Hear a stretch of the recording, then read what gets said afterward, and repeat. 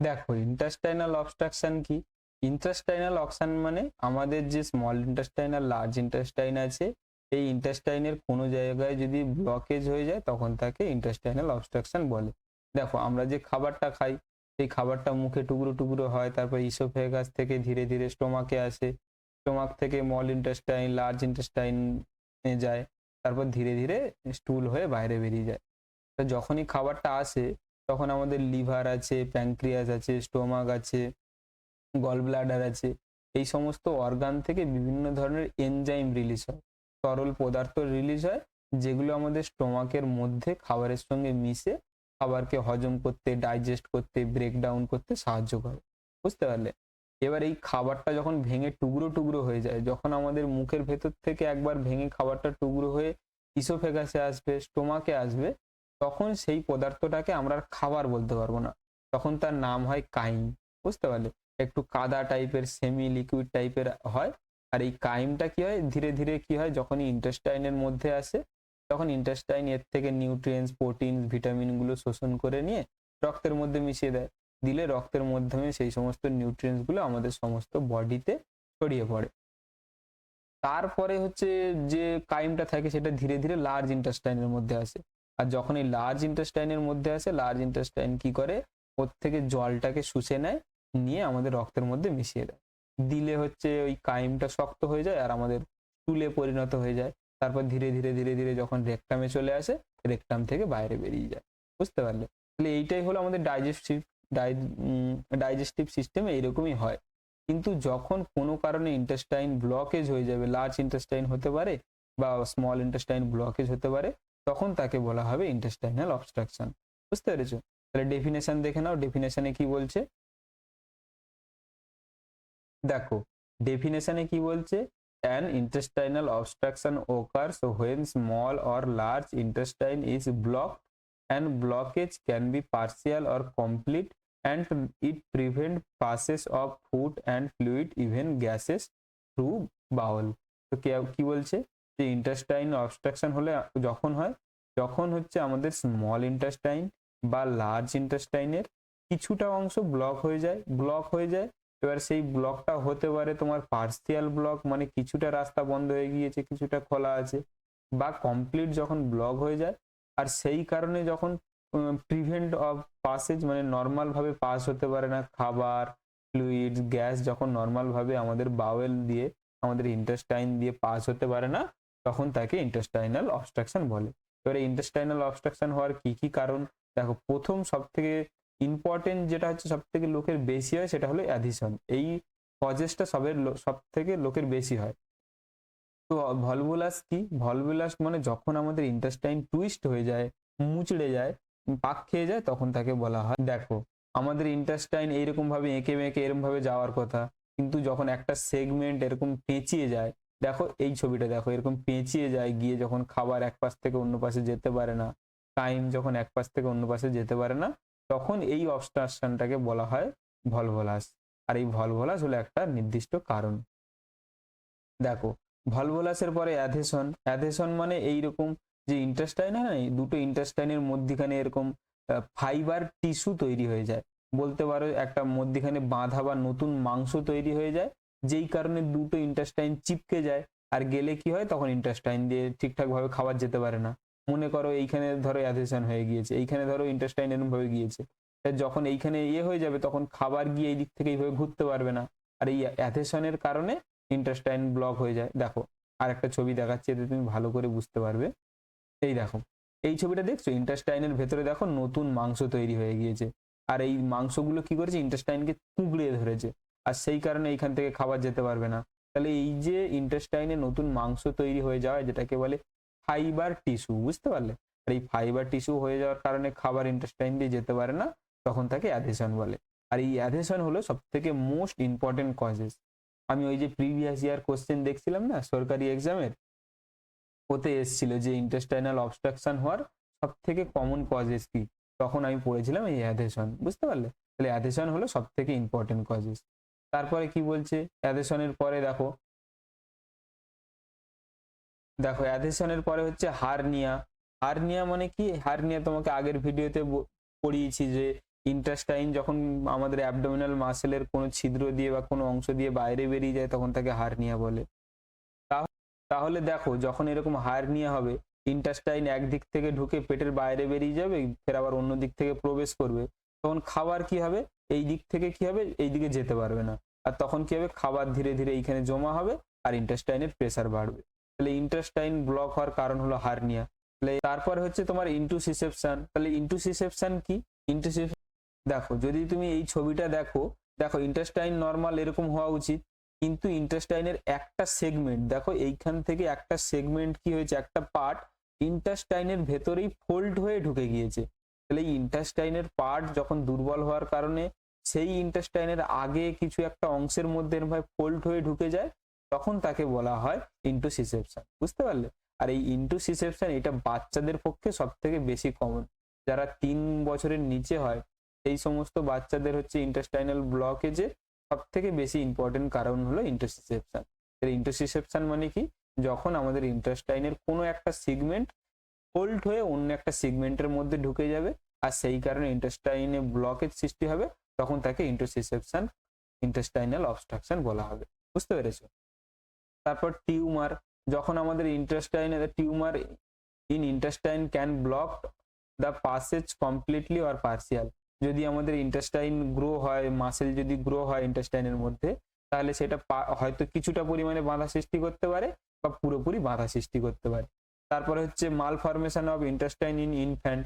কিছু কিছু বাচ্চাদের কি হয় জানো, জন্ম হওয়ার পর থেকেই তার এই ইন্টেস্টাইনের সবকটা অংশ থাকে না। যেমন আমাদের ইন্টেস্টাইনের ডিওডিনাম, ইজুনাম, ইলিয়াম, জিজুনাম, তারপরে লার্জ ইন্টেস্টাইনের অনেক কটা পার্টস থাকে, তোমার হচ্ছে ascending colon, transverse colon, descending colon, sigmoid colon, rectum, এগুলো কি বলতো আমাদের ইন্টেস্টাইনের পার্ট। আর যখনই কি হয়, জন্মের পরে কিছু কিছু বাচ্চাদের পেটের ভিতরে, মায়ের পেটের ভিতরে হচ্ছে ইন্টেস্টাইনের গ্রোথ হয় না, তখন ইন্টেস্টাইনের কোনো একটা পার্ট ধরো নেই। বুঝতে পারলে? তো তখন কি হবে, সেই পেশেন্টের হচ্ছে ইন্টেস্টাইনের মধ্যে দিয়ে আমাদের যেরকম নর্মাল খাবার মানে কাইম যেরকম পাস হয়, তাদের সেরকম পাস হতে পারবে না। তাহলে এই মাল ফরমেশন মানে হচ্ছে ছোটবেলার থেকে জিনগত কোনো অঙ্গ তৈরি না হওয়া। বুঝতে পারলে? তারপর হচ্ছে সোয়ালোইড অবজেক্ট ক্যান ক্রিয়েট অবস্ট্রাকশন। যদি কোনো বাচ্চা, তাহলে এর আগে আমি তোমাকে যতগুলো বললাম, এই যে হার্নিয়া, ভলভোলাস, অ্যাডিশন, টিউমার, এগুলো সব কি মেকানিক্যাল। আমাদের ইন্টেস্টাইনের স্ট্রাকচারে কোনো প্রবলেম ছিল, সেই কারণে ইন্টেস্টাইনের ভিতর দিয়ে খাবার যাচ্ছিল।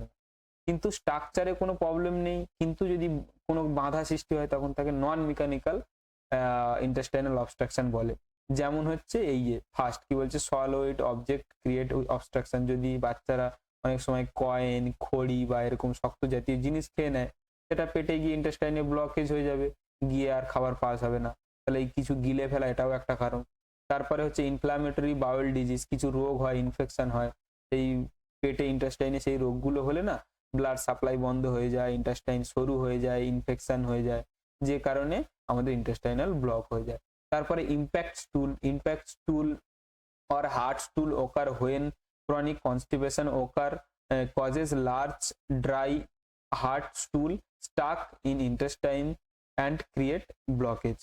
যখন কি হয় আমাদের ইম্প্যাক্ট স্টুল বা ফিসার বলে, তোমার ফোকাল স্টুল বলে। বুঝতে পারলে? ফোকাল স্টুল মানে যখন কনস্টিপেশনের কারণে আমাদের হচ্ছে কাইম শক্ত হয়ে যায়, স্টুল যখন শক্ত হয়ে যায়, আকৃতিতে একটু বড় হয়ে যায়, তখন কি হয় আমাদের ইন্টেস্টাইনের মধ্যে আটকে যায় আর আগে বেরোতে পারে না, আর সেই কারণে ব্লকেজ হয়ে যায়, পেছন দিক থেকে খাবারও যেতে পারে না।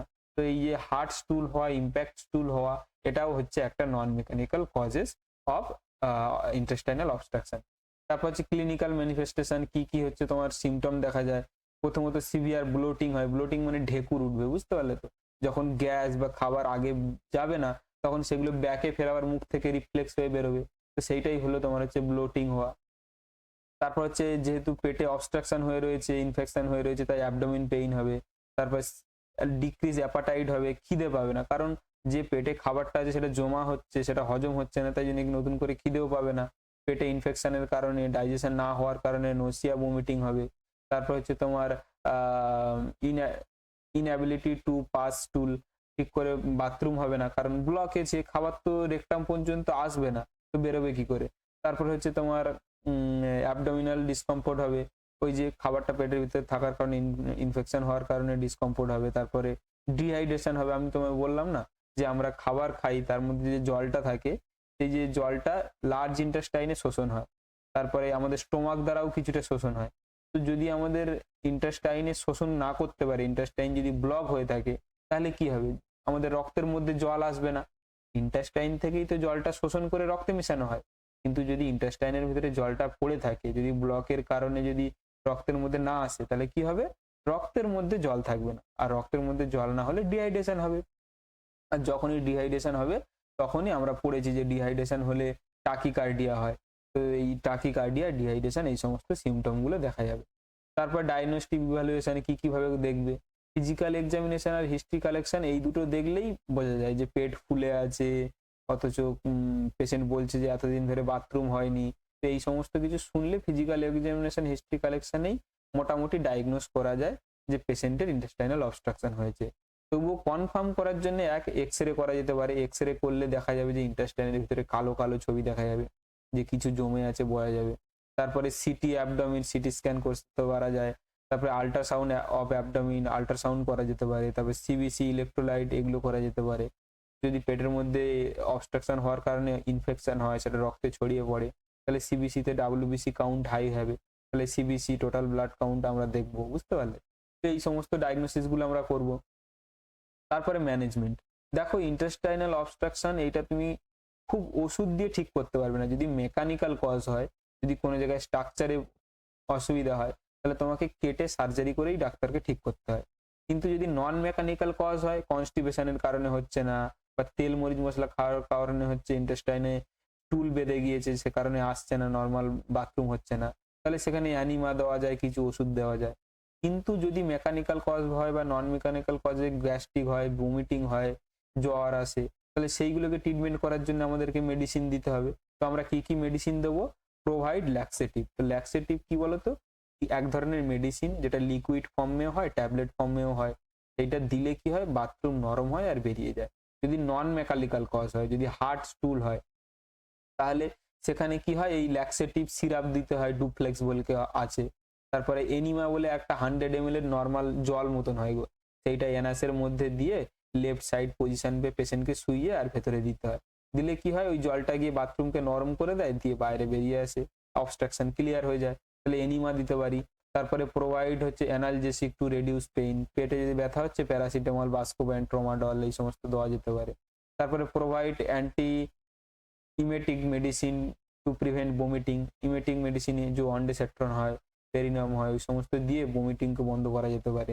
তাহলে যে সমস্ত সিমটম গুলো হয় তাদেরকে বন্ধ করার জন্য কি ওষুধ দেবে? তারপরে ইনফেকশন কমানোর জন্য provide antibiotic to prevent infection. তারপরে হচ্ছে provide IV fluid to prevent dehydration and electrolyte imbalance. পেশেন্টের হচ্ছে এমনিতেই ইন্টেস্টাইন থেকে জল শোষণ হচ্ছে না, ডিহাইড্রেশন হয়ে যাচ্ছে, সেই কারণে তুমি আইভি ফ্লুইড দিতে পারো, আরএল দিতে পারো, যাতে ইলেকট্রোলাইট থাকে, সেটা রক্তের মধ্যে ইলেকট্রোলাইটের মাত্রাকেও পূরণ করবে। বুঝতে পারলে? এগুলো মেডিকেল ম্যানেজমেন্ট। তারপর সার্জিক্যাল ম্যানেজমেন্টের মধ্যে আছে removal part of damage part of intestine. ইন্টেস্টাইনের কোনো একটা অংশ ধরো সরু হয়ে গিয়েছে বা শুকনো হয়ে গিয়েছে, তখন এই দেখো, দেখছো এরকম মাঝখানে সরু বা শুকনো হয়ে গেছে, তখন এইখান থেকে একবার কাটবে ডাক্তার, এইখান থেকে একবার কাটবে, কেটে দুটো পার্টকে ফের মিলিয়ে দেবে। দেখো এই যে কেটেছে, দেখছো, দেখে ফের আবার দুটো পার্টকে একসঙ্গে সুচারিং করতে দেবে। তাহলে ইন্টেস্টাইনের এরকম যে পার্টটা ড্যামেজ হয়েছে, টিউমার হয়েছে, সেই পার্টটাকে কেটে বাদ দিয়ে দেওয়া, এইভাবে একটা সার্জিক্যাল ম্যানেজমেন্ট করা যেতে পারে। তারপরে কি করা যেতে পারে? তারপর হচ্ছে তোমার কালেক্টমি করা যেতে পারে। কালেক্টমি মানে কি? দেখো, কালেক্টমি মানে হচ্ছে ইন্টেস্টাইনের কিছুটা অংশ কেটে আর একটা ব্যাগ লাগিয়ে দেওয়া। যেমন যখন হচ্ছে বিশেষ করে আমাদের এই লার্জ ইন্টেস্টাইনে কিছু হয় না, দাঁড়াও দেখাচ্ছি। লার্জ ইন্টেস্টাইনে যখন এইটা হচ্ছে তোমার ট্রান্সভার্স কোলন, এই ট্রান্সভার্স কোলনের পরে যদি কোনো জায়গায় টিউমার বা কোনো খারাপ ব্লকেজ হয়, তখন ধরো এইখানে ব্লকেজ, ভাবো এইখানে ব্লকেজ আছে, তখন ডাক্তার কি করবে? এই জায়গায় কেটে আর এই বাইরের থেকে এরকম একটা ব্যাগ লাগিয়ে দেবে, যে ব্যাগটা এরকম পেটের বাইরেই লাগানো থাকবে সারাক্ষণ। তারপরে ওই আজীবন ভোর ওই ব্যাগেই বাথরুম জমা হবে, আর ওর থেকে বাথরুমটাকে ক্লিন করতে হবে নিজেকে। বুঝতে পারলে? তাহলে এটা হচ্ছে কালেক্টমি সার্জারি। এই কালেক্টমি সার্জারিও ইন্টেস্টাইনাল অবস্ট্রাকশন কমানোর জন্য করা যেতে পারে। আর এই কালেস্টমি করাতে যে ব্যাগটা ব্যবহার হয় সেটাকে বলা হয় কলেস্টমি ব্যাগ। এই দেখো, এই যে ব্যাগটা দেখছো, কলেস্টমি ব্যাগ, তুমি তো দেখেছো এরকম পেশেন্ট নিশ্চয়ই। বুঝতে পারলে? তাহলে এই কলেস্টমি সার্জারি করা যেতে পারে। তারপরে কলেস্টমির পরে হচ্ছে তোমার আর কি রিসেকশন করা যেতে পারে। ওই যে ইন্টেস্টাইনের একটা সেগমেন্ট আর একটা সেগমেন্টের মধ্যে ঢুকে গিয়েছে, ওটাকে ফের আবার টেনে বাইরে বের করে রিসেকশন করা যেতে পারে। তারপরে রিমুভাল অফ অ্যাডিশন, আর এই যে মানে যে জায়গাটায় হচ্ছে তোমার ওই স্কার তৈরি হয়ে গিয়েছে বললাম, মানে টিস্যুর মধ্যে যে স্কার হয়ে গিয়েছে না, এই যে এই যে টিস্যুর মধ্যে যে অ্যাডহেশন হয়েছে, এই যে ফাইবার টিস্যুগুলোকে কেটে ফের আবার ইন্টেস্টাইনকে নর্মাল করা যেতে পারে। তারপর স্ট্যান্টিং বলে একটা সার্জিক্যাল প্রসিজার হয়, এই যে জায়গাটা ব্লক হয়ে যায়, সরু হয়ে যায়, সেই জায়গাটায় তার জালির মতন একটা সাপোর্ট দিয়ে ফের ওই জায়গাটাকে ফুলিয়ে দেওয়া হয়, দিলে ফের আবার সেই জায়গা দিয়ে নর্মাল ভাবে খাবার যেতে পারে। তো এই সমস্ত সার্জারি করা যায়। তাহলে এই অ্যাডহেশন ঠিক করার জন্য যে সার্জারি করা হয়, যে ফাইবার টিস্যুগুলোকে কেটে বের করে দেওয়া হয়, সেগুলোকে বলা হয় অ্যাডহেসিনোলাইসিস। বুঝতে পারলে? অ্যাডহেসিনোলাইসিস প্রসিজার করা হয়। তারপর হচ্ছে নার্সিং ম্যানেজমেন্ট। নার্সিং ম্যানেজমেন্টের মধ্যে কি করা যাবে, আমরা নার্স যেহেতু, এটা আমাদের বেশি মনে রাখতে হবে। অ্যাসেস অ্যাবডোমিন পেইন, ডিস্টেনশন, বাউল সাউন্ড, আমাদের পেট কতটা বাড়ছে, পেশেন্ট আসার পরে কতটা ব্যথা হচ্ছে, ব্লক হওয়ার পরে পেটটা কতটা সাইজে বেড়ে গিয়েছে সেটা আমরা চেক করব। মনিটর ভাইটাল সাইন্স চেক করব। Monitor NG tube to drainage food and gas, আমাদের নাক থেকে একটা ন্যাসো গ্যাস্ট্রিক টিউব বলে একটা টিউব ডালতে হবে পেটে। ডাললে কি হবে বলতো, স্টোমাকের মধ্যে থাকা যে গ্যাসগুলো বেরোতে পারছে না, সেগুলো পাইপ দিয়ে বাইরে চলে আসবে। তারপর খাবার যেগুলো পেটে আগে খেয়েছিল, সেগুলো গ্যাস হয়ে যাচ্ছে, জমে যাচ্ছে, ওগুলোকে সেকশন করে বাইরে বের করা যেতে পারে। তাহলে এনজি টিউব করে জিনিস বের করা, এটাও একটা নার্সদের কাজ। তারপর প্রোভাইড কমফোর্টেবল পজিশন, ওকে ঠিক পজিশন দেওয়া। তারপর মেনটেন এনপিও। দেখো, যখন পেশেন্টের অবস্ট্রাকশন হয়ে রয়েছে, খাবার যাচ্ছে না, হজম হচ্ছে না, সেই পরিস্থিতিতে যদি আমরা আবার খাবার দিই, তাহলে আরো গ্যাস হবে, আরো কেস সিভিয়ার হয়ে যাবে। সেই জন্য কি হবে, না খেতে দেওয়া, যেটা আছে সেটাকে বের করে নেওয়া, তারপর হাইড্রেশন মেনটেন করা, আইভি ফ্লুইড দেওয়া, এগুলো কাজ। তাহলে এই নাথিং ফ্রম মাউথ বা নীল ফ্রম মাউথ, এই জিনিসটা করতে হবে। খেতে দিলে হবে না, জল দিলেও হবে না। তারপরে হচ্ছে মনিটর ইনটেক অ্যান্ড আউটপুট, কতটা আইভি ফ্লুইড দিচ্ছ, কতটা ইউরিন বেরোচ্ছে, তাহলে পেশেন্টের হাইড্রেশন লেভেল বোঝা যাবে তার থেকে। তাহলে এই ইনটেক আউটপুট মেনশন করতে হবে তোমায়। তারপরে administer IV fluid and prescribe medicine, doctor যে সমস্ত মেডিসিন গুলো দেবে সেগুলো দিতে হবে। প্রোভাইড মাউথ কেয়ার দিতে হবে, ফেস কেয়ার, এই সমস্ত ব্যাক কেয়ার যা যা হয় সবগুলো দিতে হবে। তারপরে assess vital signs, every hourly vital signs check করতে হবে। তারপর হচ্ছে তোমার perform regular dressing to surgical wound, যে ঘা হবে সেই ঘাগুলোকে ড্রেসিং করাও হচ্ছে নার্সের কাজ। যদি সার্জারি হয়েছে, তাহলে সার্জারির পরে যে পেটের উপরে যে ঘাগুলো থাকবে সেগুলোকে ড্রেসিং করা। তারপর ড্রেসিং হয়ে ঘা পেশি শুকনো হয়ে গেলে, পেশি যখন ডিসচার্জ হবে, তখন provide psychological support to the patient. ধরো পেশেন্ট আগে নর্মাল ছিল, কিন্তু হঠাৎ করে কি হলো, তারপর সার্জারি হলো, পেটের বাইরে একটা ব্যাগ লেগে গেল, কলেস্ট্রমি ব্যাগ, তখন পেশেন্ট ভয় পায়, আতঙ্কিত হয়, দুশ্চিন্তা করে, অ্যাংজাইটি হয়, লোকে কি বলবে, কি দেখবে। তখন ওই সময় আমাদেরকে সাইকোলজিক্যাল সাপোর্ট দিতে হয়, যে না কিছু হবে না, সব ঠিক হয়ে যাবে, মেনটেন্স করলে সবকিছু ঠিকঠাক থাকবে, এরকম ভাবে সাপোর্ট দেওয়া, সাইকোলজিক্যাল সাপোর্ট দেওয়া।